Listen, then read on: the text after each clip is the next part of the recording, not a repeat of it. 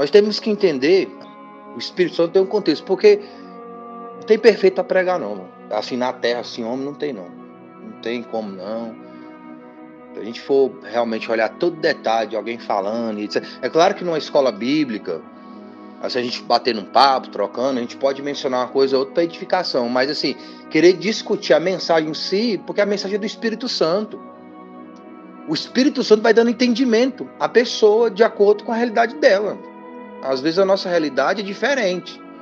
A sua, a minha. O senhor é pai de família, tem esposa, e etc. Tem um contexto, eu tenho outro contexto, etc. E o Espírito Santo vai ministrando coisas ali que nós nem imaginamos. Às vezes já aconteceu do pregador estar tipo ministrando numa direção, vamos assim dizer, e as palavras que ele está usando, o Espírito está ministrando, tipo assim, tipo outra coisa comigo, mas dentro dos versículos que ele está falando, dentro da passagem, dentro daquilo que ele está falando. Mas Deus está ministrando dentro da minha realidade, do meu viver, ou de algo que eu até possa viver depois, e etc, né? Então é muito complexo julgar nesse ponto. É igual eu tô falando, Deus dê graça pra gente, nós vamos ter uma Santa Ceia muito abençoada. Se o Jesus não voltar, nós estivermos aqui. E o inimigo é assim mesmo, irmão. O inimigo, ele percebeu, né? Ele tá percebendo ali, o pastor tá mais espiritual, se eu posso dizer assim. Todo respeito, né? Sabendo assim, do homem de Deus que o pastor Sival é, né? Ele tem sido, graças a Deus e tal. Então, assim, o inimigo, você vê que já tá atuando, né? Porque, assim, tem gente que diminui demais o inimigo e tal. Diante de Deus, a gente pode diminuir o inimigo mesmo, né? Diante de Deus, nós podemos diminuir o inimigo. Mas, assim, diante de nós mesmos, irmão, tá entendendo? A gente não é nada diante de Satanás sem a graça de Deus, não, irmão. Tá entendendo? Diante de Satanás, nós mesmos, nós não é nada. Nós não é mais inteligente do que ele, nós não é mais sábio, nós não é mais forte. Diante do diabo, de nós mesmos, a gente não é nada, mano. A gente só é alguma coisa sobre demônio por causa do sangue de Jesus, do Espírito Santo, da graça, mano. Nós de nós mesmos não somos nada. Você vê que nem o arcanjo Miguel, mano, rapaz, esse arcanjo Miguel deve ser tremendo. Ele é comandante de exército, tá entendendo? De milhares de anjos poderosos também. Ele é um comandante, ele não ousou falar a palavra de maldição contra Satanás. Que o Senhor, ele repreenda, disse o arcanjo Miguel, mano. Então, assim, é um inimigo difícil, mano. A gente não vê só o diabo com oratória, não. Alguns passam, o Senhor Jesus venceu o diabo falando a palavra. O Senhor Jesus não venceu Satanás citando versículo, não, mano. Como as pessoas colocam, não.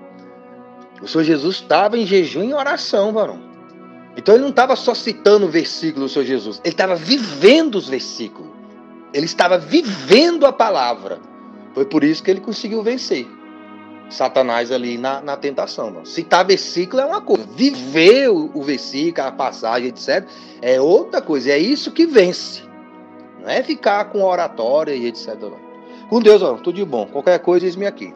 Pai do Senhor Jesus. Por último, quero recordar-lhes que a força de vocês deve vir do imenso poder do Senhor dentro de vocês. Vistam-se de toda a armadura de Deus, a fim de que possam permanecer a salvo das táticas e das artimanhas de Satanás. Porque nós não estamos lutando contra gente feita de carne e sangue, mas contra pessoas sem corpo, os reis malignos no mundo invisível, esses poderosos seres satânicos e grandes príncipes malignos das trevas que governam este mundo, e contra um número tremendo de maus espíritos no mundo espiritual.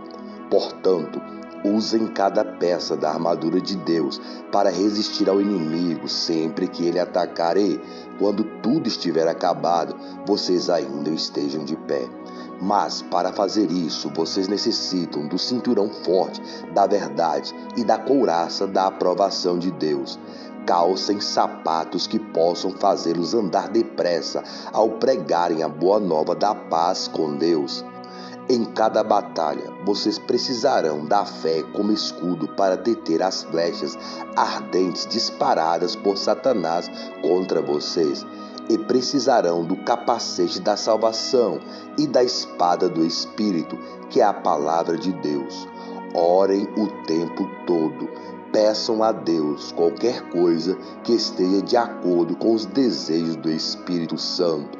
Argumentem com Ele, fazendo-o lembrar-se das necessidades de vocês, e continue orando fervorosamente por todos os cristãos em toda parte. Efésios, capítulo 6, do versículo 10 ao 18. Porquanto agora sabemos muito pouco, mesmo com os nossos dons especiais, e a pregação dos mais dotados é ainda muito imperfeita. 1 Coríntios, capítulo 13, versículo 9. O próprio Miguel, um dos anjos mais poderosos, quando estava discutindo com Satanás a respeito do corpo de Moisés, não se atreveu a acusar Satanás ou zombar dele, mas simplesmente lhe disse que o Senhor o repreenda. Judas, capítulo 1, versículo 9. Eu lhes escrevi daquele modo para poder verificar até que ponto vocês iriam em obediência a mim. Quando vocês perdoam, eu também o faço, e tudo quanto eu perdoei, até onde aquilo que me atingiu também, perdoei-o pela autoridade de Cristo e para o bem de vocês. Outra razão para perdoar é não deixarmos Satanás, com a sua astúcia, obter vantagens sobre nós, pois bem sabemos o que ele está procurando fazer. 2 Coríntios, capítulo 2, do versículo 9 ao 11. E boa meditação das coisas do alto. Falou com Deus, tudo de bom.